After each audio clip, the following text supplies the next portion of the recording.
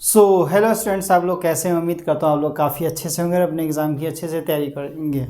तो आज हम पढ़ने वाले हैं एसिड्स बेस एंड सॉल्ट्स के बारे में। आज का हमारा ये सेकंड लेक्चर होने वाला है। इससे पहले का लेक्चर अगर आप लोगों ने नहीं देखा था ना, उसका लिंक आपको डिस्क्रिप्शन में मिल जाएगा, तो वहाँ पर आप जाके देख सकते हो। और आप हमारे यूट्यूब चैनल में प्लेलिस्ट में भी जाके या वीडियोज़ वाले सेक्शन में भी जाके देख सकते हो। और ये तो एसिड बेस एंड सॉल्ट्स का हमारा दूसरा लेक्चर होने वाला है। इससे अगर पहले हमारा पहले चैप्टर का भी अगर लेक्चर अगर आप लोगों ने नहीं देखा तो वो भी जाके देख सकते हो, उसका लिंक भी डिस्क्रिप्शन में मिल जाएगा आप लोगों को, ठीक है। तो इस चैप्टर में acids and base salts, acid base and salts वाले चैप्टर में हमने कुछ पोर्शन तक हमने अगर बोला जाए तो हमारे पास कहाँ तक हमने मेनली एसिड्स एंड बेस के हमारे पास और सॉल्ट्स हमने ये तीनों मेनली कवर कर लिया था। लेकिन हमने और लास्ट में इंडिकेटर किया था, ठीक है।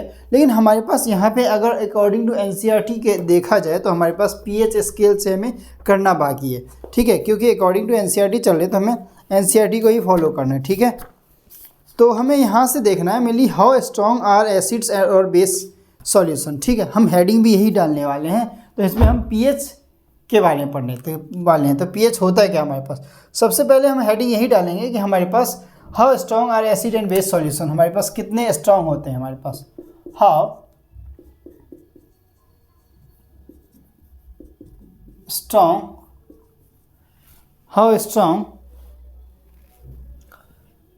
आर एसिड्स एंड मेनली अगर देखा जाए हाउ स्ट्रॉन्ग एसिड्स एंड हमारे पास आर एसिड्स और बेसिस, और हमारे पास और बेसिस सॉल्यूशन, ठीक है। तो ये आज का हमारा हेडिंग रहने वाला है क्वेश्चन मार्क के साथ अगर हम बोले तो, ठीक है। अब इसमें हमें पढ़ना क्या है? मेनली हमें पीएच रेंज के बारे में पढ़ना है। अब हमने एसिड्स और बेस को मेनली पढ़ रखा है तो हमें ये चीज़ पता है कि एसिड्स क्या होता है, बेसिस क्या होता है, इसके रिएक्शंस हमने फिजिकल प्रॉपर्टी, केमिकल प्रॉपर्टी हमने सब देख लिया था मेनली, ठीक है। तो यहाँ पे हमारे पास हम देखने वाले हैं कि हमारे पास पीएच का रेंज कितना होता है हमारे पास, ठीक है। पीएच का रेंज कितना होता है हमारे पास, ठीक है। और हमारे पास एसिड जो हमारे पास एसिड कब होता है, बेस कब होता है हमारे पास पीएच के हिसाब से, वो चीज़ हम देखने वाले हैं, ठीक है। तो फॉर न्यूट्रल सॉल्यूशन के लिए अगर हम देखा जाए तो हमारे पास इतना तो हम जानते हैं कि एसिड जो होता है हमारे पास H+ आयंस रिलीज करता है, बेस OH- रिलीज करता है हमारे पास, ठीक है। फॉर हम यहाँ से लिखें तो हम लिख सकते हैं फॉर न्यूट्रल सॉल्यूशन के लिए हम अगर बात की जाए तो इसमें हमारे पास मेनली अगर देखा जाए तो H+ आयंस जो होते हैं हमारे पास इक्वल होते हैं किसके, OH- आयंस के इक्वल होते हैं। ये चीज़ हमें पता होना चाहिए, ठीक है। हमारे पास कोई भी अगर हमारे पास कोई भी न्यूट्रल हमारे पास फॉर एनी, यहाँ लिख लो फॉर एनी न्यूट्रल सॉल्यूशन, अगर कोई भी न्यूट्रल सॉल्यूशन है तो उसमें क्या होगा हमारे पास H+ और OH- आयंस क्या होंगे, इक्वल होंगे, ठीक है। लेकिन अगर हमारे पास कोई भी एसिडिक सॉल्यूशन है फॉर एनी एसिडिक सॉल्यूशन, इसमें क्या हो जाएगा हमारे पास, देखो अब एसिड में क्या होता है हमारे पास H+ आयंस क्या होता है, ज़्यादा निकलते हैं हमारे पास, OH- न के बराबर। तो हमारे पास क्या होना चाहिए यहाँ पे, H+ आयंस हमारे पास ज़्यादा निकलते हैं हमारे पास, ठीक है। तो H+ आयंस हमारे पास ज़्यादा होते हैं OH- के मुकाबले हमारे पास, ये चीज़ देख लेना। वही अगर बात की जाए हमारे पास फॉर एनी, अगर कोई भी हमारे पास बेसिक सॉल्यूशन उसके लिए हमारे पास बात करते हैं तो क्या होगा हमारे पास, ठीक है। तो बेस सॉल्यूशन में हमारे पास क्या निकलता है, OH- आयंस ज़्यादा निकलते हैं, ये चीज़ हमें ध्यान रखना है। ये हमारे पास मोस्ट इंपॉर्टेंट पोर्शन होता है, इससे हम पता कर सकते हैं क्या चीज़ एसिडिक है क्या चीज़ बेस है। जैसे हमने स्ट्रॉन्ग एसिड और मतलब वीक बेस की बात की थी एसिड की मिली। जैसे चार चीज़ें थी हमारे पास, क्या चीज़ थी, सबसे पहले फर्स्ट ऑफ ऑल चीज़ था स्ट्रॉन्ग एसिड, ठीक है, और वीक एसिड की बात करते हैं। स्ट्रॉन्ग एसिड वो एसिड होते हैं जिसमें H+ आयंस हमारे पास ज़्यादा निकलते हैं और अच्छे क्वांटिटी में निकलते हैं हमारे पास। लेकिन वीक एसिड वो होते हैं जिसमें हमारे पास कम निकलते हैं। जैसे HCl अगर बोला जाए तो स्ट्रॉन्ग एसिड में आता है। वीक एसिड में कौन सा आएगा, कैल्शियम हाइड्रोक्साइड, मैग्नीशियम हाइड्रोक्साइड, ये सब आ जाते हैं। वैसे हम बेस की बात करें तो स्ट्रॉन्ग बेस था एक, हमारे पास वीक बेस था। तो स्ट्रॉन्ग बेस में OH- अच्छे क्वालिटी का निकलता है, उसका कंसंट्रेशन ज़्यादा होता है हमारे पास, ठीक है। लेकिन अगर वीक बेस की बात करें तो H हमारे पास OH माइनस का आयंस का कंसंट्रेशन कम होता है हमारे पास, ये चीज़ हमें ध्यान देना है। ठीक है, मेनली कंसंट्रेशन की ही बात होगी हमारे पास। ठीक है, इसमें कंसंट्रेशन की बात होगी। जैसे हमने पिछले लेक्चर देख लो पहले वाला, वो समझ आ जाएगा कि वीक एसिड स्ट्रॉन्ग एसिड हमारे पास, weak base strong weak strong base क्या होता है हमारे पास। ठीक है, कंफ्यूज नहीं होना। ठीक है, अब इसमें हमारे पास जाते हैं और देखते हैं। अब देखो सबसे पहले इसमें अब ये देखते हैं कि हमारे पास डिस्कवरी किसने की थी। तो सोरेनसन नाम के साइंटिस्ट ने की थी। एक मिनट,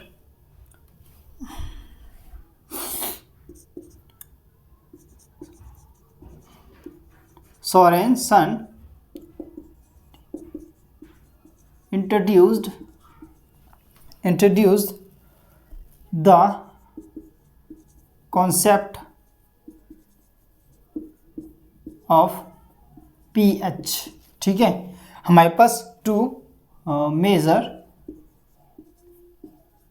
थोड़ा टेढ़ा लिख रहा होगा है ना, यहाँ से नीचे से ऊपर की तरफ जा रहा होगा।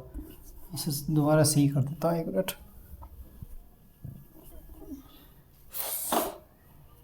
concept of pH to measure the strength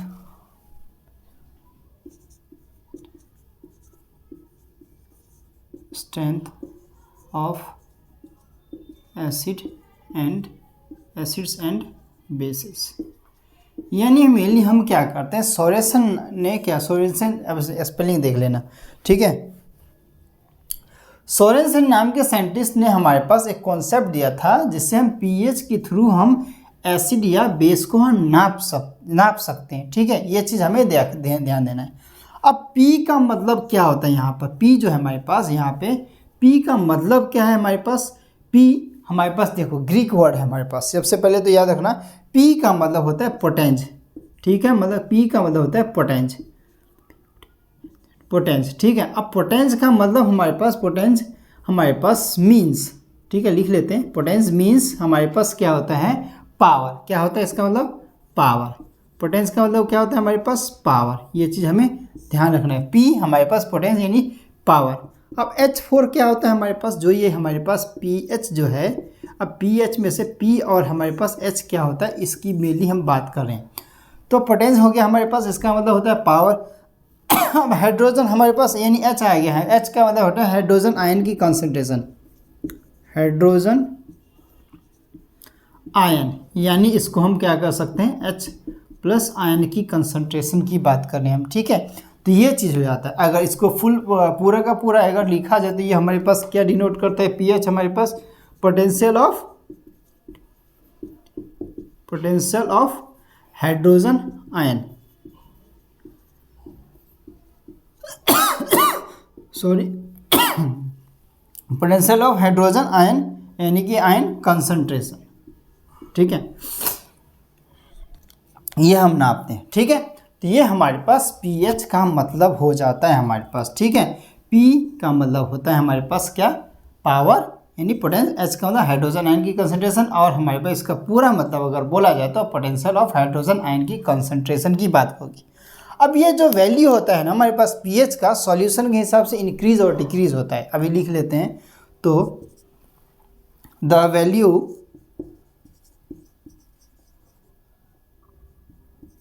of pH of any solution changes with change in temperature because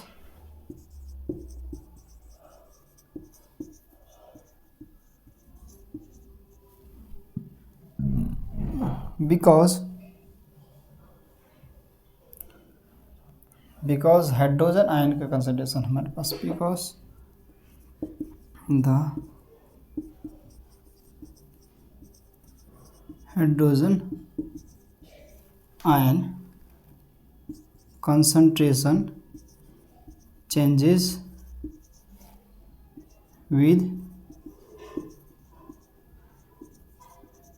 change in temperature.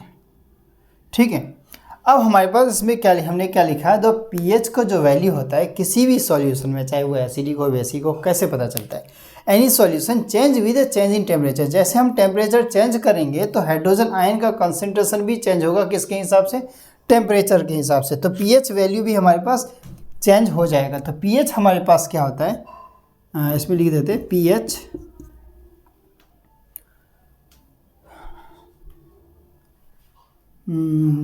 pH scale is temperature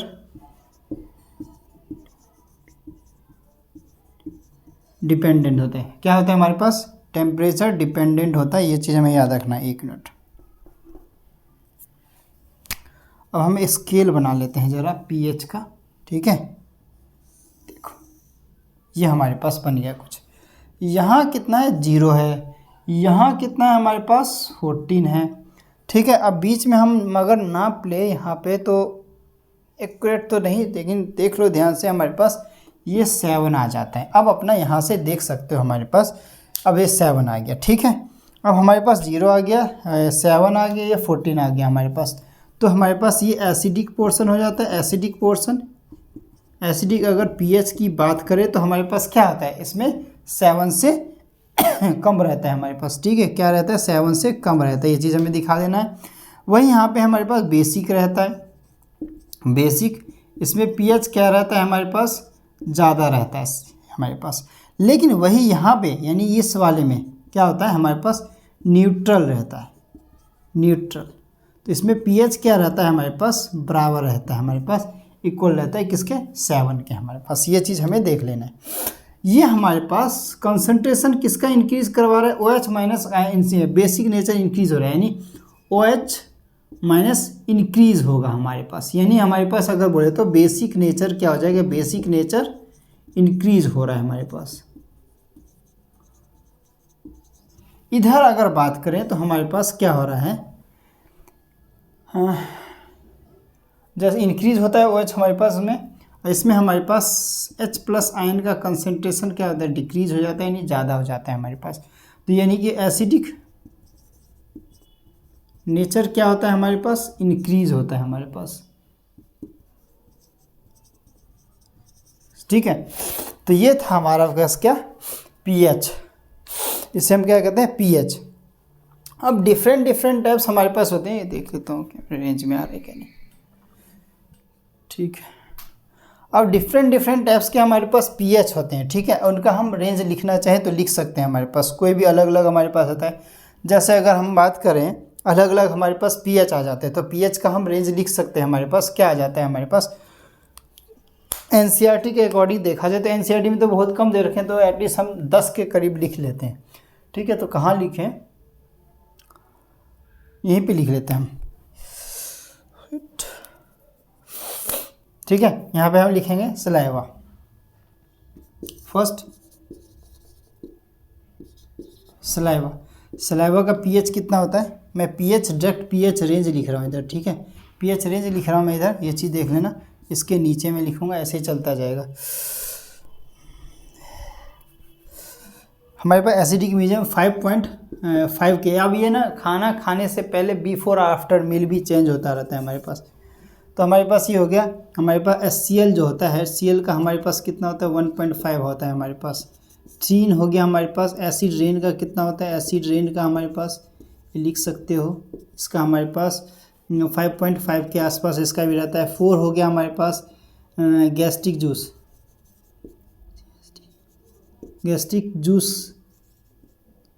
इसका भी हमारे पास 1.2 के आसपास या 1.5 के आसपास रहता है। ठीक है, अगर बात करें तो 5 इधर। ठीक है, डिस्टिल्ड वाटर हमारे पास। स्टमक का अगर हमारे पास, स्टमक का कितना होता है, स्टमक का 1.5, स्टमक का हमारे पास 1.5 हो गया हमारे पास। 6 हो गया हमारे पास विनीगर का, जिसे हम एसिटिक एसिड भी कह देते हैं, जिसका हम फूड में यूज़ करते हैं। ठीक है, ये हो गया हमारे पास मैग्नीशियम हाइड्रोक्साइड होता है, इसका यूज़ कर दो, जिसे एंटी एसिड बनाने के लिए यूज़ किया जाता है। इसका हमारे पास 10 के आसपास हो जाता है। फिर आता है एक सोडियम हाइड्रोक्साइड, जो कि काफ़ी ज़्यादा हमारे पास स्ट्रॉन्ग बेस में माना जाता है, तो ये हो जाएगा हमारे पास 14। ठीक है, ऐसे अगर आगे चले हमारे पास 9, मैं हट जाऊंगा, लिख दूँ पहले फिर हट जाऊंगा, फिर आप लोग देख लेना। ब्लड का हमारे पास कितना होता है, 7.4 होता है हमारे पास। 10 हो गया हमारे पास। प्योर वाटर का कितना होता है, प्योर वाटर जो होता है उसका हमारे पास 7.4 होता है। और टोमेटो जूस का कितना होता है, टोमेटो जूस ये सब एसिडिक हमारे पास होते हैं, तो इसका होता है हमारे पास 4। कॉफ़ी हमारे पास हो गया कितना होता है, 5.5। ठीक है, लेमन जूस यहाँ लिख सकते हो कितना है, 13। लेमन जूस का हो गया हमारे पास कितना, इसका हो जाता है हमारे पास 2.2।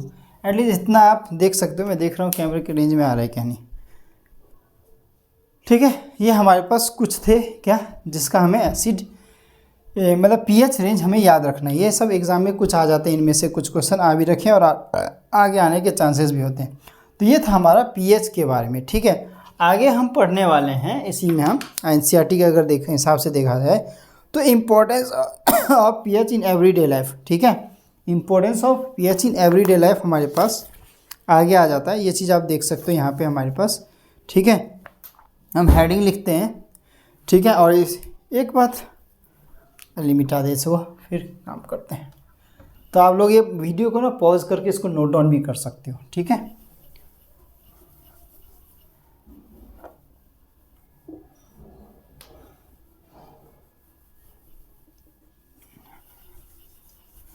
देखो हम तो वीडियो बना तो रहे हैं आपके लिए, आप लोगों का सपोर्ट हमें जितना ज़्यादा मिलेगा ना उतना ज़्यादा हम आगे बढ़ेंगे और आपके लिए उतने अच्छे लेक्चर्स बनाएंगे और उतनी ही ज़्यादा वीडियो लेके आएंगे। हम पूरा कोर्स हम फ्री, अभी हम एक क्रैश कोर्स करवा रहे हैं क्लास 10th का। ठीक है, हमारे क्लास 12th का ना वो यूट्यूब चैनल अलग है हमारे पास, तो आप हमारे पास उसमें अबाउट वाले सेक्शन में जाके ना चेक कर सकते हो कि उस चैनल पे भी काफ़ी ज़्यादा हमारे पास लेक्चर हैं। ठीक है, क्लास 11th और 12th से रिलेटेड बोर्ड एग्ज़ाम के केमिस्ट्री के देख लो या आप बायो के देख लो, उसमें मिल जाएंगे आपको। ठीक है, तो ये चीज़ हमारे पास मिल जाएंगी ईजिली। ये हमारे पास जिस चैनल पे अभी आप वीडियो देख रहे हो ये 9th और 10th का मेनली है, तो 9th और 10th का भी आता है वीडियो। अभी हम 10th क्लास का क्लास कोर्स चला रहे हैं, तो ये चीज़ आपको देखने को मिल सकता है। ठीक है, अब importance of pH in everyday life की बात करेंगे। ठीक है, तो importance of pH in everyday life की बात करें तो आप लोगों को ना ये एक काम करना है कि ये चीज़ एनसीईआरटी से पढ़ना है। क्यों?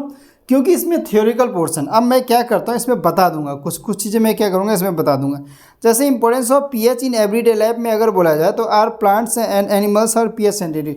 यस, हमारे पास प्लांट्स और एनिमल्स जो होते हैं ना हमारे पास क्या होते हैं, पीएच सेंसिटिव होते हैं। ये चीज़ हमें ध्यान रखना है। प्लांट्स और एनिमल्स हमारे पास क्या होते हैं, पीएच सेंसिटिव होते हैं। और हमारे पास अगर पीएच रेंज देखा जाए ह्यूमन बॉडी का तो मेनली बेसिक ही मीडियम होता है। एक स्टमक में हमारे पास क्या होता है, एसिडिक मीडियम होता है। अब वो हमारे पास स्टमक में हमारे पास मिली, इतनी बात की है इन्होंने। ठीक है, इतनी बात की इन्होंने। अब एसिड रेन की बात करते हैं। एसिड रेन हमारे पास क्या होता है, एसिड रेन अगर हुआ ना हमारे पास तो एसिड रेन देखो मानसून का ऐसा सबसे पहला बारिश कहा जाता है एसिड रेन होता है। ठीक है, अब एसिड रेन में कौन कौन से खतरनाक एसिड होते हैं, जैसे नाइट्रोजन डाइऑक्साइड हो जाते हैं, सल्फर डाइऑक्साइड हो जाते हैं, और कुछ हमारे पास ये सब केमिकल होते हैं जो कि खतरनाक होते हैं एसिड रेन में। एसिड रेन से देखो रिवर में यानी एक्वेटिक एनिमल्स को फ़र्क पड़ता है। रिवर हो गया, पॉन्ड हो गया, इन सब में अगर बारिश हुआ है या एसिड रेन का पानी जाएगा तो हमारे पास क्या होता है, एक्वेटिक एनिमल्स जो है यानी पानी में रहने वाले जीव जंतु यानी कि जैसे मछली वगैरह कुछ हमारे पास हैं तो उनको भी इफ़ेक्ट पड़ेगा, वो मर सकते हैं।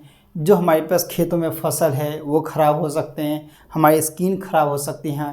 ये सब बहुत सारे रीज़न होते हैं एसिड रेन के। तो एसिड रेन का पीएच हमारे पास 5.5 था, ये चीज़ हमें पता होना चाहिए। ठीक है, आगे हमारे पास है हाँ, अब एसिडिक हमें मेनली बात करते हैं सॉइल की। अब देखो सॉइल की ना फर्टिलिटी अच्छी होने के लिए क्या होता है, सॉइल का हमारे पास मेंटेन करना जरूरी। अब ज़्यादा एसिडिक हो गया, ज़्यादा बेसिक मीडियम हो गया तो हमारे पास खतरनाक हो सकता है। तो मेनली एसिडिक मीडियम तो नहीं रख सकते हम किसको, सॉइल को, तो बेसिक मीडियम में रखते हैं। तो बेसिक मीडियम में रखते हैं किसको, सॉइल को। तो मेनली हमारे पास इसको अगर एसिडिक मतलब सॉइल की फर्टिलिटी डिक्रीज है और मेनली एसिडिक मीडियम में जा चुका है, तो उसके लिए हम क्या करते हैं, उसके लिए हम ये करते हैं कि कैल्शियम हाइड्रोक्साइड का हम अदर फर्टिलाइज़र या मैन्योर सब का यूज़ करते हैं, जिससे हमारे पास क्या होता है, सॉइल की फर्टिलिटी इंक्रीज़ हो जाती है हमारे पास। ठीक है, अब पीएच हमारे डाइजेस्टिव सिस्टम की बात कर रहे हैं, हमारे पास डाइजेस्टिव सिस्टम की पीएच की बात कर रहे हैं, 1 मिनट।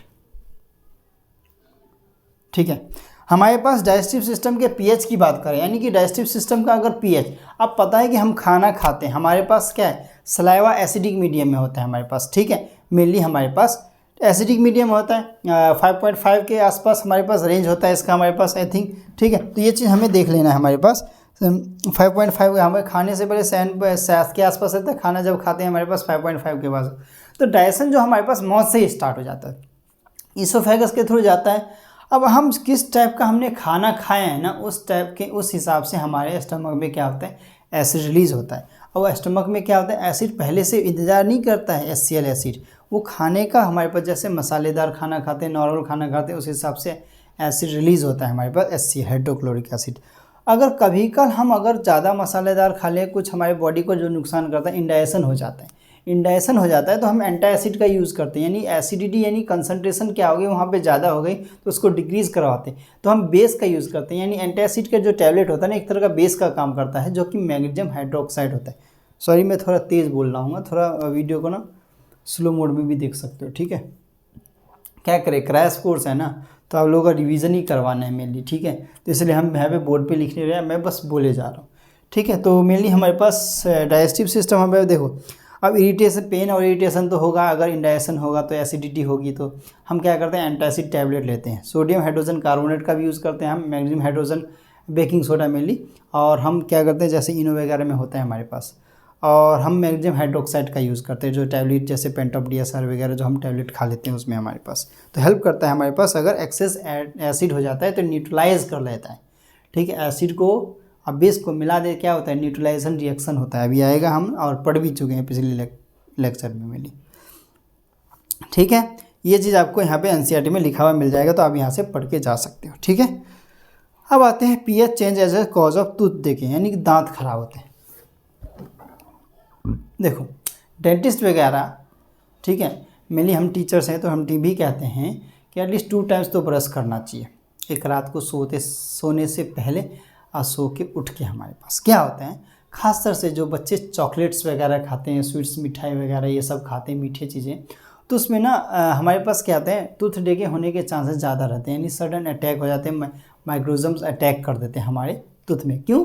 क्योंकि हम जो खाना खाते हैं या कुछ मीठा चीज़ कुछ भी खाते हैं तो दांत में फंसा रह जाता है, तो ब्रश करके ब्रिस्टल्स के थ्रू उसको बाहर निकालते हैं। अगर कुछ रह गया उसमें तो टूथ डेके यानी दांत खराब होना शुरू हो जाता है, यानी कि क्या हो जाता है, धीरे धीरे होता है, एक ही बार में नहीं होता हमारे पास। ठीक है, उधर कीटाणु ढुसुम ढुसुम करते हैं, वो टूथपेस्ट का प्रचार आता है तो उसमें बताता है, तो हमें क्या करना चाहिए, मतलब ब्रश करना चाहिए हमें। ठीक है, तो हमारे पास पीएच जो होता है हमारे पास किसका, हमारे पास टिथ का यानी माउथ का, हमारे पास एसिडिक मीडियम में चले जाता है तो वो ख़राब होने लगता है। अब पीएच हमारे पास 5.5 से डिक्रीज़ हो गया तो हमारे पास टूथ डेके होने के चांसेस जाते हैं। और दांत बना किसका होता है, देखो कैल्शियम कार्बोनेट नहीं कहना, कैल्शियम फॉस्फेट का होना होता है, Ca3PO4 की ट्वाइस होती है हमारे पास। ठीक है, ये चीज़ हमें याद रखना है। ठीक है, अब इसके होता है self defence animals and plants through the chemical. हम देखो हमारे पास कुछ एनिमल्स होते हैं हमारे पास, एनिमल्स, ठीक है, एनिमल्स यानी इंसेक्ट्स वगैरह की बात कर रहा है हमारे पास, तो ये क्या करते हैं हमारे पास, अब काट लेते हैं, मधुमक्खी ने काटा तो मिथेनोइक एसिड हमारे पास निकलता है, मिथेनोइक एसिड निकलता है तो यानी एसिडिक मीडियम होता है, उसको हम क्या करते हैं, बेस में कन्वर्ट करते हैं। जलन होती है ना, इरिटेशन होती है, वहाँ पे सूल भी जाता है, कब, जब इंसेक्ट्स वगैरह काट लेते हैं तो हमारे पास पीएच लेवल डाउन हो जाता है। तो ठीक है, ये सब हमारे पास हो जाते हैं, इसको आप पढ़ सकते हो। और एक आता है हमारे पास नीटल स्टिंग, जो एक पत्ती होते हैं। और एक चीज़ यहाँ पे देख लो, ये बॉक्स दिया हुआ है यहाँ पे हमारे पास, ठीक है, ये बॉक्स दिया हुआ है खासतर से यहाँ पे हमारे पास विनीगर, ऑरेंज, टर्मरिक और टमाटो, इन सब के एसिड का नाम दे रखा है। ये एसिड के नाम पता होने चाहिए आप लोगों को, क्योंकि एग्जाम में यहाँ से भी क्वेश्चन आते हैं। ठीक है, मैं एक एक बोल के नहीं बताऊँगा, आप लोग देख लेना, ये हमारे पास दे रखे हैं। ठीक है, अब हम पढ़ेंगे मोर अबाउट सॉल्ट्स के बारे में। सॉल्ट्स हमारे पास क्या होता है, तो हमारे पास इसके बारे में पढ़ेंगे। तो मोर अबाउट सॉल्ट्स में हमारे पास ज़्यादा कुछ तो नहीं है हमारे पास, फिर भी हम देखेंगे।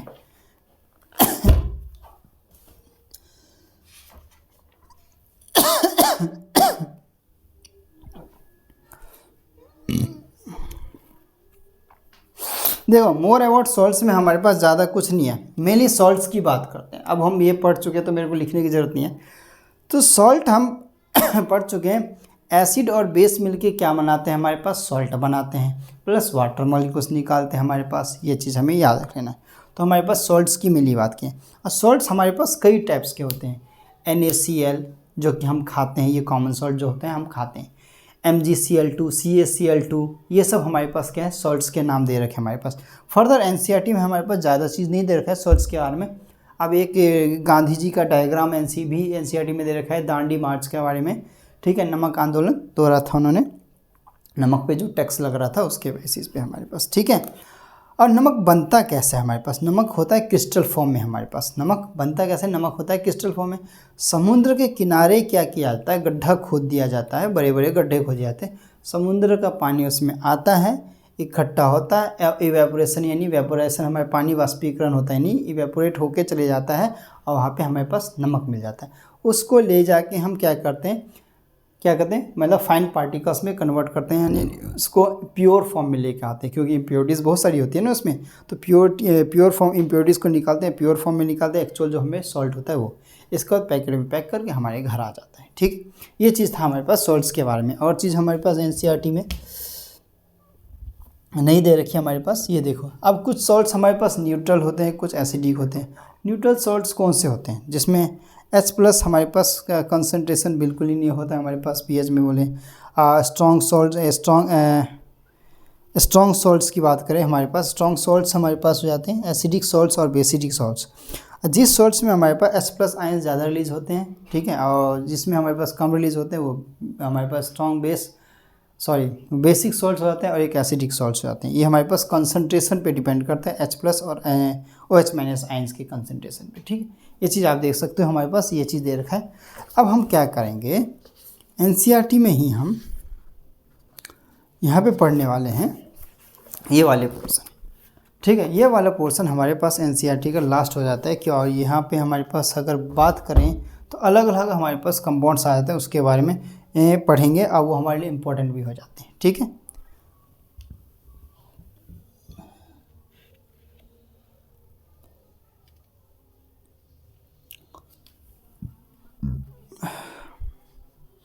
तो सबसे पहले सोडियम क्लोराइड पढ़ लेते हैं हमारे पास, यहाँ आप लिख देते हैं सम इम्पोर्टेंट कंपाउंड्स, ठीक है, बंद तो नहीं हुआ।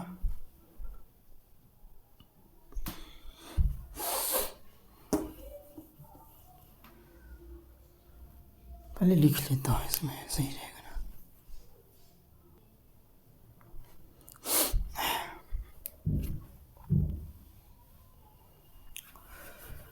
तो हम देखने वाले हैं। अब देखो मैंने नोट्स आप लोगों के लिए पहले इसलिए लिख दी है क्योंकि मैं लिखता तो टाइम ज़्यादा लग जाता है, तो लेक्चर क्या हो जाता है, लंबा हो जाता है, ठीक है। इसलिए हमने पहले क्या किया, लिख लिया। अब हम आपको समझा देते हैं। देखिए क्या सोडियम क्लोराइड के बारे में, देखो हमारे लिए इतना इंपॉर्टेंट तो नहीं है सोडियम क्लोराइड, लेकिन आता है कुछ क्वेश्चन, तो हमें पता होना चाहिए कैसे आता है ठीक है। तो सोडियम क्लोराइड यानी NaCl हमारे पास सबसे पहला कंपाउंड हो जाता है हमारे पास, ठीक है। ये प्रोड्यूस होता है हमारे पास किससे, हमारे पास किसके through, solar evaporation is through sea water के थ्रू हमारे पास, मैंने बताया है। तो गड्ढे खोद दिए जाते हैं बगल में, समुद्र के बगल में हमारे पास, उसमें से पानी आ जाता है टाइड्स के थ्रू हमारे पास, ठीक है। तो उसमें क्या होता है, इवेपोरेशन टेक्निक का यूज़ करते हुए पानी तो भाप बन के उड़ जाता है, बच जाता है हमारे पास सॉल्ट। उसको क्या किया जाता है, प्योरीफाई कर लिया जाता है। तो क्रूड सोडियम क्लोराइड दस ऑब्टेन फ्रॉम कंटेन हमारे पास कंटेन करके हमारे पास किससे, Na2CO3 CSO4 और CaCl2 और MgCl2 इन सब में सॉल्युबल होता है हमारे पास। तो इसमें से क्या होता है, इम्प्योरिटीज़ निकाला जाता है जो कि हमारे पास इनसॉल्युबल होते हैं वाटर में हमारे पास, ठीक है। अब क्रूड सॉल्ट जो होता है हमारे पास, ये ब्राउन क्रिस्टल फॉर्म के होते हैं, जो कि हमारे पास, जिसको हम क्या कह सकते हैं, रॉक सॉल्ट भी कह देते हैं। इसको क्या कहते हैं हम, रॉक सॉल्ट भी कह देते हैं। अब बनता कैसे, हम जानते हैं कि एसिड और बेस को मिला के क्या बनता है, सॉल्ट बनता है। तो हमने एसिड यानी HCl और सोडियम हाइड्रोक्साइड यानी बेस को मिला के हमने सॉल्ट बना दिया है, सोडियम क्लोराइड, और वाटर मॉलिक्यूल्स निकल गया। ठीक है, तो ये तो था हमारे पास प्रोसेस बनने का हमारे पास। अब प्रॉपर्टीज़ की बात करें तो NaCl हमारे पास किस फॉर्म में होता है, व्हाइट क्रिस्टलाइन सॉलिड के फॉर्म में होता है। इसका मेल्टिंग पॉइंट देखा जाए तो काफ़ी ज़्यादा होता है हमारे पास, क्योंकि इसमें इंटर आयनिक फोर्सेस हमारे पास ज़्यादा होती हैं, और सॉल्युबिलिटी भी इसकी क्या होती है, हमारे पास ज़्यादा होती है। और प्योर NaCl जो होता है ना, डीलिक्विसेंट होता है हमारे पास, यानी एटमॉस्फेयर से हमारे पास मॉइस्चर को क्या करते हैं, एब्जॉर्ब करने की कैपेसिटी भी होती है हमारे पास इसमें, यानी इसका मतलब ये हो जाता है हमारे पास। ठीक है, अब यूजेस ऑफ NaCl की बात करें तो ये हमारे पास इसको कॉमन सॉल्ट भी कह देते हैं और इसको हम टेबल सॉल्ट भी कह देते हैं, जो कि डोमेस्टिक पर्पसेस यूज़ की जाती है, यानी घर में हम जो सब्जी या वगैरह जो भी चीज़ बनता है हमारे पास, दाल वगैरह, तो रेसिपी उसमें हम डालने का यूज़ करते हैं। और ये हमारे पास फूड प्रिजर्वेटिव भी होते हैं, जैसे हम अचार में डालते हैं या अदर फर्दर जो भी हमारे पास फूड आइटम्स होते हैं उसमें डालते हैं। और कभी कभी देखा होगा बर्फ़ के बड़े बड़े सिल्ली जो होते हैं हमारे पास जो यूज़ किए जाते हैं, उसमें बाहर से ना नमक डाला जाता है, नमक, और उसको ऐसे लेप दिया जाता है, पूरा मिला दिया जाता है। क्यों, जिससे ना वो बर्फ़ पिघल रहा होता है ना, तो उसकी क्या होते हैं, हमारे पास पिघलना कम हो जाता है, मतलब स्लो प्रोसेस को स्लो कर देते हैं हम। ठीक है, तो ये चीज़ हो जाता है। और कभी का स्नो रोड्स पे जैसे कश्मीर वगैरह चले जाओ या अदर जहाँ पे स्नो बर्फबारी होती है, वहाँ पे हम रोड्स पे से स्नो को क्लियर करने के लिए भी यूज़ किया जाता है। और HCl सोडियम हाइड्रोक्साइड NaSCO3 और Na2CO3 का यूज़ कर प्रिपरेशन में भी यूज़ किया जाता है इसका हमारे पास, तो ये आप नोट डाउन कर सकते हैं। दूसरा हम जो यूज़ करने वाले हैं, मतलब लिखने वाले हैं कंपाउंड, वो है हमारे पास सोडियम हाइड्रोक्साइड। तो सबसे पहले आप इसको नोट डाउन कर लिए, फिर हम इसको लिखते हैं।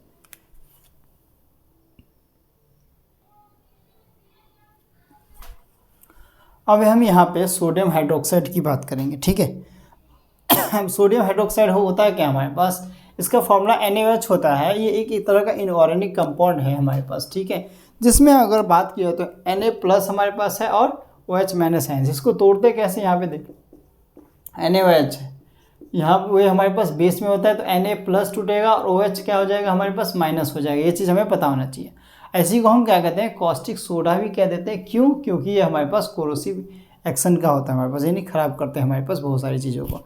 अब मोस्ट हमारे पास कॉमन फॉर्म होता है, ये अल्कली के तौर पे भी यूज़ किया जाता है। ये चीज़ हम देख भी चुके हैं। ठीक है, अब प्रिपरेशन की बात की जाए तो सोडियम हाइड्रोक्साइड को बनाया कैसे जाता है, तो सोडियम हाइड्रोक्साइड को इंडस्ट्रियली तौर पे बनाया जाता है इलेक्ट्रोलाइसिस प्रोसेस के थ्रू। क्या किया जाता है इसमें, सोडियम क्लोराइड का यूज़ करते हुए कैस्टनर सेल का यूज़ किया जाता है हमारे पास, उसके थ्रू बनाया जाता है।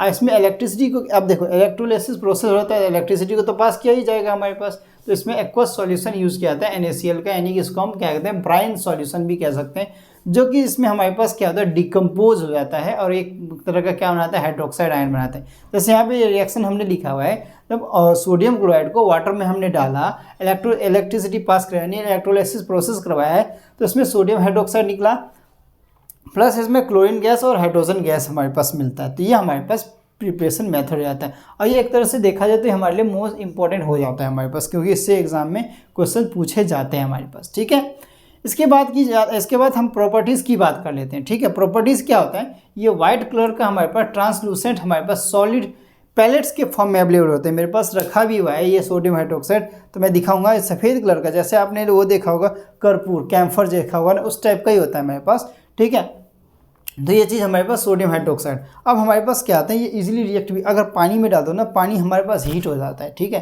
क्योंकि कंसंट्रेशन बढ़ जाती है हमारे पास। ठीक है, देखो हमारे पास क्या, सोडियम हाइड्रोक्साइड का अगर हम वाटर के साथ रिएक्शन होता है, सो वाटर हमारे पास हीट हो जाता है। मैं दिखाऊंगा कभी, ठीक है, किसी लेक्चर में। इसकी मेल्टिंग पॉइंट हमारे पास 591 केल्विन के आसपास होती है हमारे पास। ठीक है, अब ये हमारे पास वाटर में डिजॉल्व हो जाता है और क्या बना लेता है, अल्कलाइन सॉल्यूशन बना लेता है हमारे पास। ठीक है, और ये क्रिस्टल फॉर्म में होता है, तो डीलिक्विसेंट होता है हमारे पास, यानी एटमॉस्फेयर से मॉइस्चर को एब्जॉर्ब भी कर लेते हैं हमारे पास। ठीक है, यूजेस की बात करें तो इसका हमारे पास सोप बनाने में, पेपर इंडस्ट्री में, आर्टिफिशियल सिल्क बनाने में हमारे पास, या अदर नंबर ऑफ केमिकल्स बनाने के लिए भी यूज़ किया जाता है, और पेट्रोलियम रिफाइनिंग में भी यूज़ किया जाता है, और बॉक्साइट के प्योरीफिकेशन के लिए भी यूज़ किया जाता है हमारे पास। बॉक्साइट काफ़ी जगह यूज़ किया जाता है हमारे पास। इसके बाद अगर बात की जाए हमारे पास, तो प्योर फैट्स और ऑयल्स बनाने के लिए यूज़ किया था, और लैब में हमारे पास एज अ रिएजेंट के तौर पे भी यूज़ किया जाता है, कोई केमिकल को रिएक्शन करवाने के लिए हमारे पास। तो ये हमारे पास सोडियम हाइड्रोक्साइड होता है। आप इसको नोट डाउन करिए, फिर हम अगला देखने वाले हैं। ठीक है,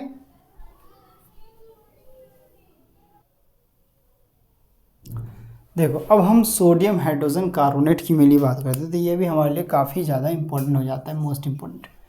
मेनली अगर हम बात करें तो उसकी हम बात करते हैं, ठीक है। तो हमारे पास सोडियम हाइड्रोजन कार्बोनेट, इसको हम सोडियम बाइकार्बोनेट भी कहते हैं। इसका फॉर्मूला हमारे पास NaSCO3 हो जाता है।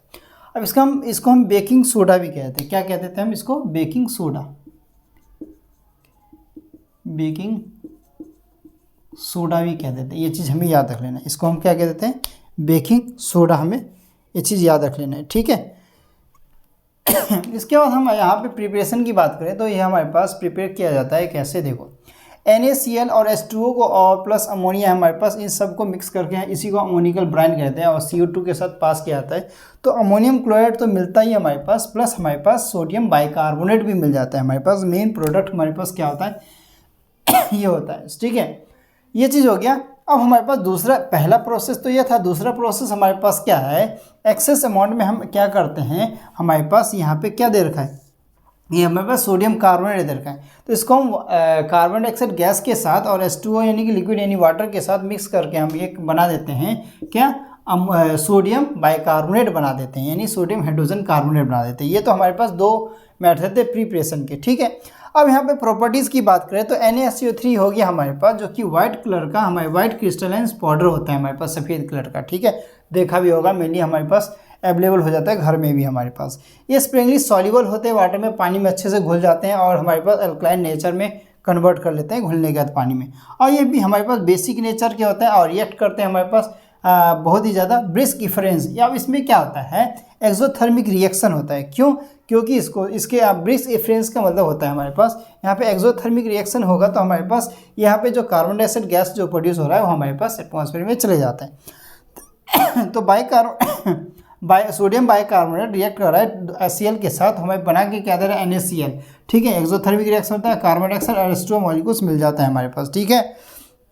अब यहाँ पे यूजेस की बात करें, यूज हमारे पास एज अ एंटा एसिड, सॉरी यहाँ पे गलत लिख दिया,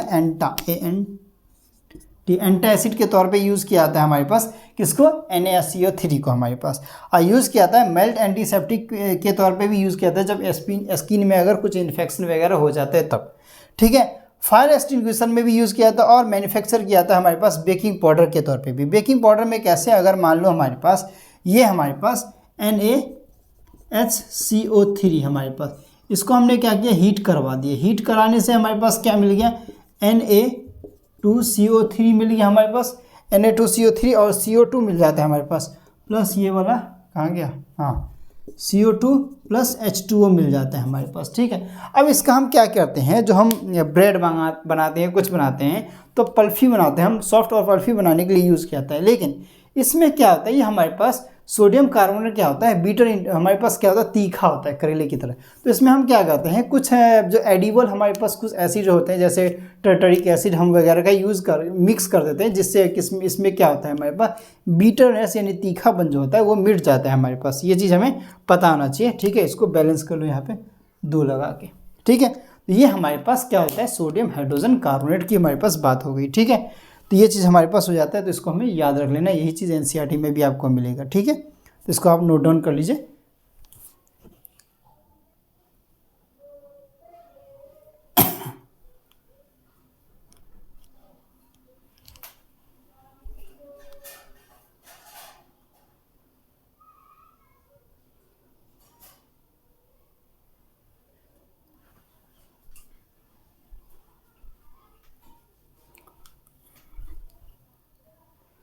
तो इसमें हम सोडियम कार्बोनेट की मेनली बात करने वाले हैं। ये भी हमारे लिए काफ़ी ज़्यादा इंपॉर्टेंट होता है। ये तो मोस्ट इम्पोर्टेंट में इम्पोर्टेंट यूज हो जाता है हमारे पास, क्योंकि इससे पहला जो हमने देखा था सोडियम हाइड्रोजन कार्बोनेट, उसमें हमारे पास इसका यूज़ होता है। वो वहाँ पे सॉल्वे प्रोसेस का यूज होता था, यहाँ पे भी सॉल्वे प्रोसेस का यूज होगा। यहाँ पे देख लो Na2CO3 जिसको हम सोडा ऐश कहते हैं, यानी वो एनहाइड्रस फॉर्म में हो जाता है हमारे पास। किस फॉर्म में होता है? एनहाइड्रस। और Na2CO3 H2O जो है मोनोहाइड्रेट, जिसको हम क्रिस्टल कार्बोनेट कहते हैं। और एक तीसरा आ जाता है हमारे पास Na2CO3 10H2O, जिसको हम डेकाहाइड्रेट भी कहते हैं, और वाशिंग सोडा। इसी का हमारा यूज़ होने वाला है वाशिंग सोडा। वाशिंग सोडा से कई इंपॉर्टेंट क्वेश्चंस आ जाते हैं हमारे पास, जिसको देख लेना है। हम प्रिपरेशन की बात करेंगे यहाँ पे। किसकी बात करेंगे हम? मेनली प्रिपरेशन की। अब यहाँ पे हमारे पास हाइड्रोजन कार्बोनेट को क्या किया जाता है? हीट किया जाता है मेनली सॉल्वे प्रोसेस में। हमारे पास ये चीज़ देखा था, पल्फी बनाने के लिए यूज़ किया जाता है। और ये हमारे पास बीटर हो जाता है टेस्ट में, तो उसमें हम क्या करते थे, उसमें हम कोई भी एडिबल जो एसिड होता है जैसे टर्टरिक एसिड, उसका हम यूज़ कर लेते हैं। ठीक है, तो रिक्रिस्टलाइजेशन प्रोसेस होता है यहाँ पे हमारे पास सोडियम कार्बोनेट का, जिससे हमें वॉशिंग सोडा मिलता है। यहाँ पे देखो, जैसे Na2CO3 में 10 मॉलिक्यूल्स 10 मॉलिक्यूल्स हमने H2O के मिलाया, तो हमारे पास क्या बन गया? यहाँ पे हमारे पास Na2CO3 10H2, यानी हमारे पास क्या मिल गया इसका? हमारे पास इसको कहते हैं सोडियम कार्बोनेट। एक मिनट,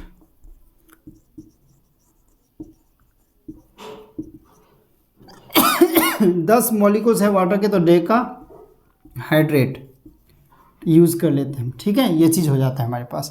इसके बाद अगर प्रॉपर्टीज़ की बात करें, वाइट कलर का ट्रांसपेरेंट क्रिस्टलाइन सॉलिड फॉर्म होता है इसका हमारे पास। और घर में तो वॉशिंग सोडा देखा ही होगा ना मिली हमारे पास, या सर्फ वगैरह देखा होगा, तो उसमें हमारे पास वाइट कलर का एक क्रिस्टल फॉर्म में देखा होगा, वही वॉशिंग सोडा होता है हमारे पास।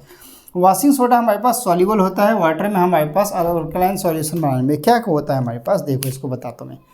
जो वॉशिंग सोडा हम यानी सर्फ वगैरह जो पानी में घोलते हैं ना, तो घोलने के बाद बाल्टी में घोलने के बाद या किसी में डालने के बाद ना, हमारे पास तुरंत कपड़े को नहीं डालना है, कम से कम 5-6 मिनट उसके छोड़ देना है पानी में। क्यों? क्योंकि उसको क्रिस्टल फॉर्म होता है। तो क्रिस्टल हमारे पास फॉर्म जो होता है ना, उसको हमारे पास सॉलिड से लिक्विड में उसको डिसॉल्व होने में टाइम लगता है, मतलब उसको सॉलिड फॉर्म में रहता है। तो इसलिए हमारे पास यहाँ दिखा ना, वाइट कलर का ट्रांसपेरेंट क्रिस्टलाइन सॉलिड होता है, उसको छोड़ देना चाहिए। फिर हाथ से हमें घुमा के पूरा झाग बनाना चाहिए, फिर उसमें हमारे पास कपड़े डालने चाहिए, तब हमारे पास अच्छे से कपड़ा साफ होता है।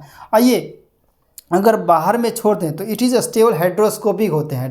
हाइड्रोस्कोपिक का मतलब है हमारे पास एटमॉस्फेयर में कैसे क्या होता है, हमारे पास जो मॉइस्चर को क्या करता है, एब्जॉर्ब कर लेता है हमारे पास, यानी इजीली रिएक्ट कर जाता है अगर बोला जाता है हमारे पास।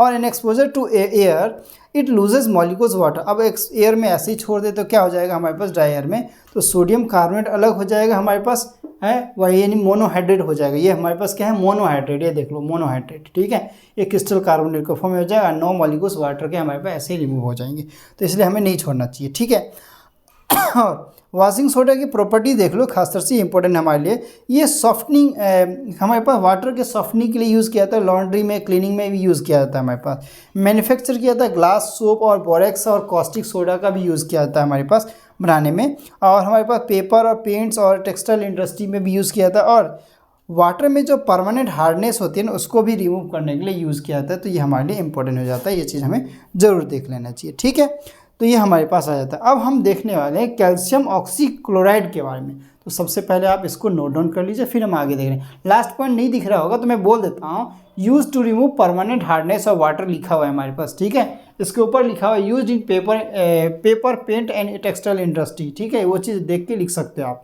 ठीक है,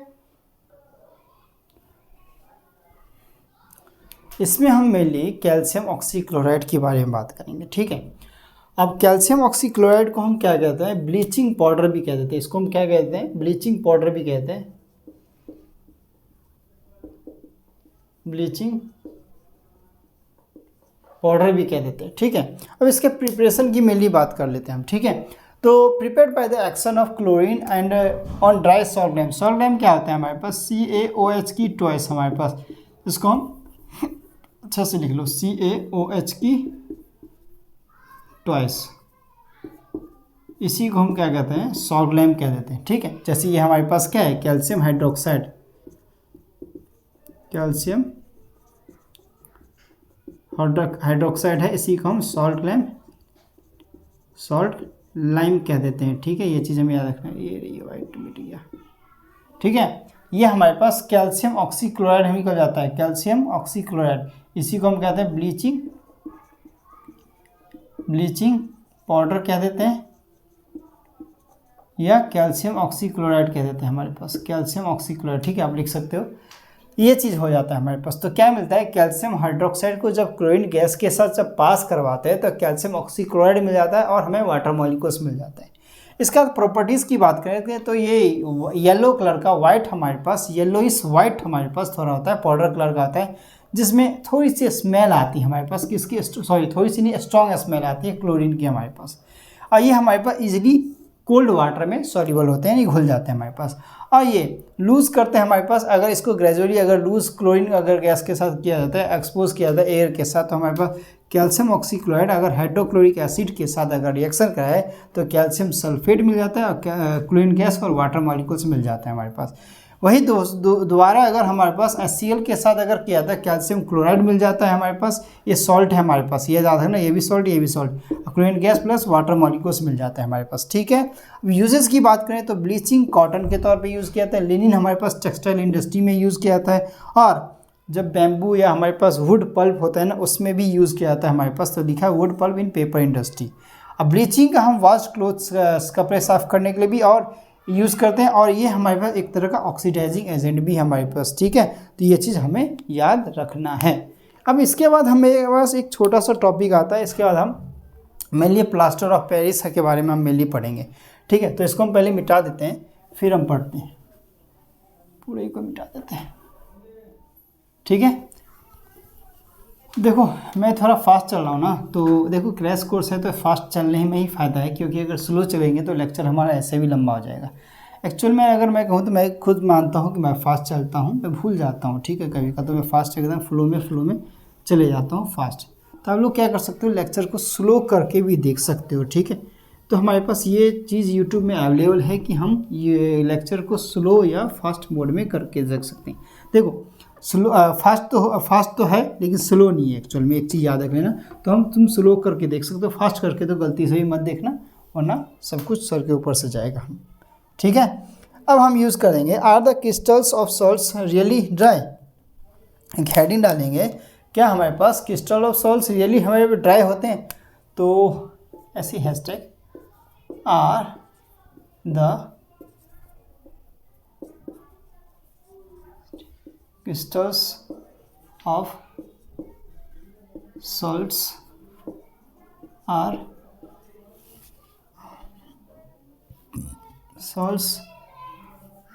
the crystal of salts really dry,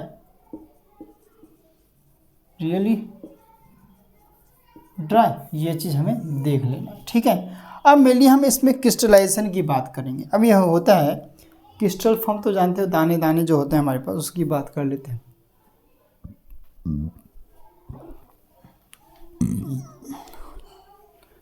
तो यहाँ लिख लेते हैं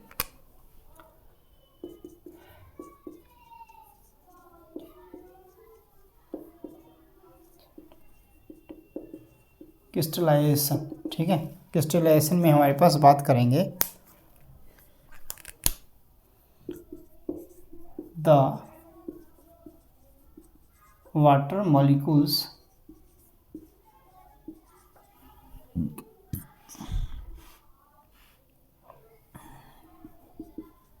that form part of the structure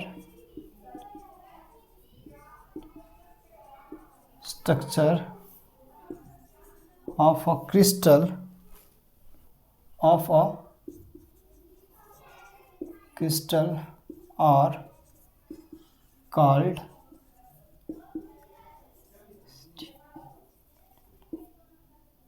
S भी लिख सकते हैं, जेड भी लिख सकते हैं, कोई दिक्कत नहीं हमारे पास। तो क्रिस्टलाइजेशन की स्पेलिंग ये चीज़ हो जाती है हमारे पास।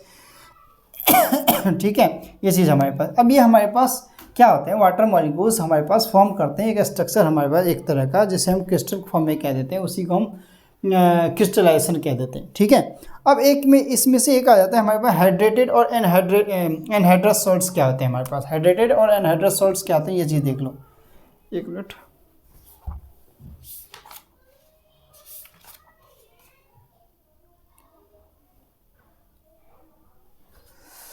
दो टाइप्स होते हैं हमारे पास, हाइड्रेटेड एंड एनहाइड्रस सॉल्ट्स। एनहाइड्रेटेड यानी एनहाइड्रस सॉल्ट्स।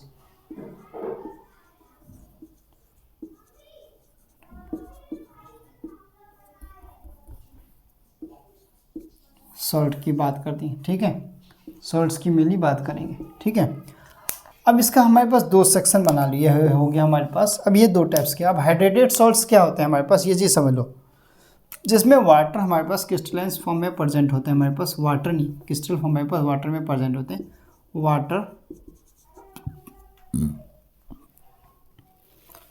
वाटर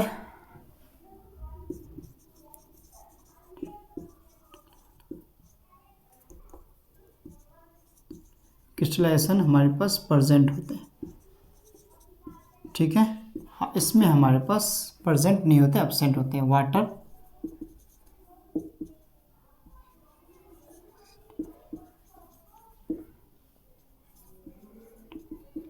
सन एब्सेंट होते हैं हमारे पास, ठीक है। ये चीज़ हो गया हमारे पास।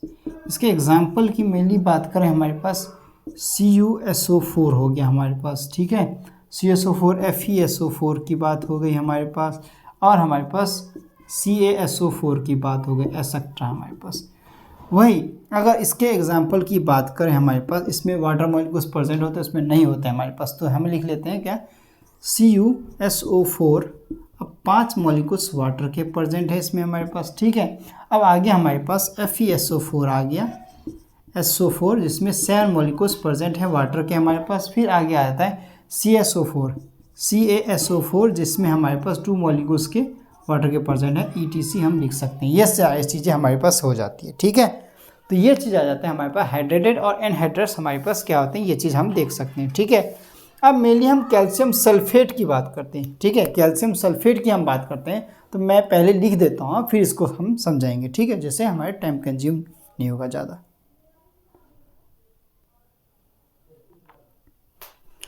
अब हम यहाँ पे कैल्शियम सल्फेट की बात करने वाले, ठीक है।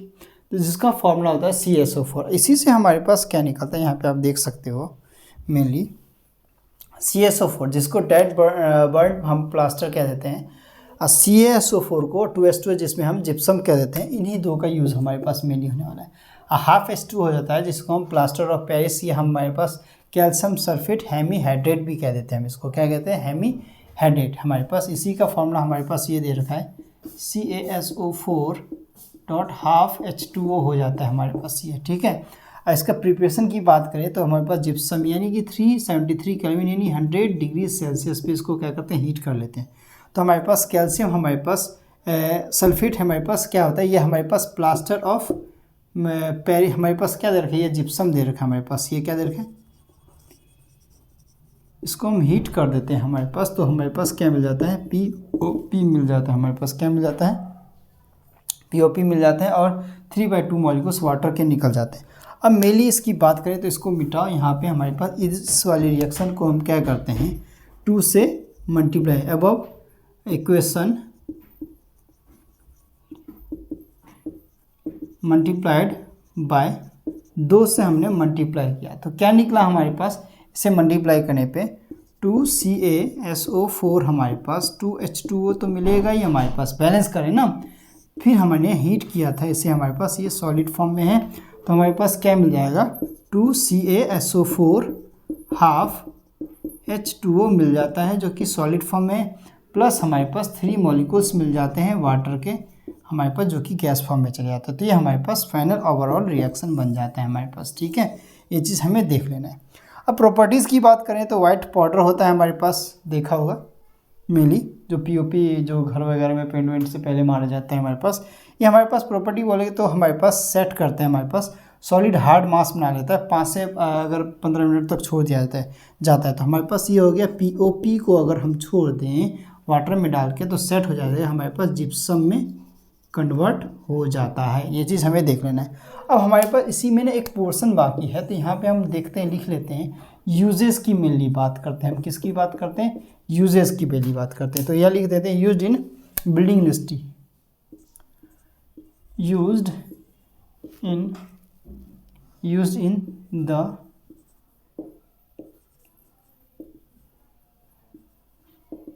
बिल्डिंग इंडस्ट्रीज,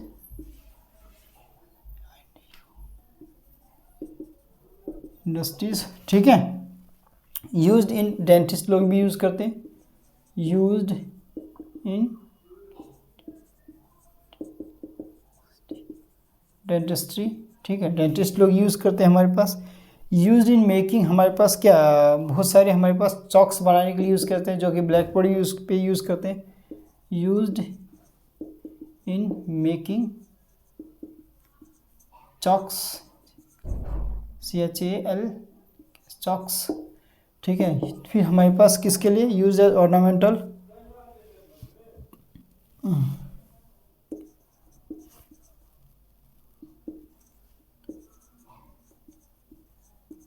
जो सजाने वाली मूर्तियाँ होती हैं उनका भी यूज़ किया जाता है, यूज इन ऑर्नामेंटल्स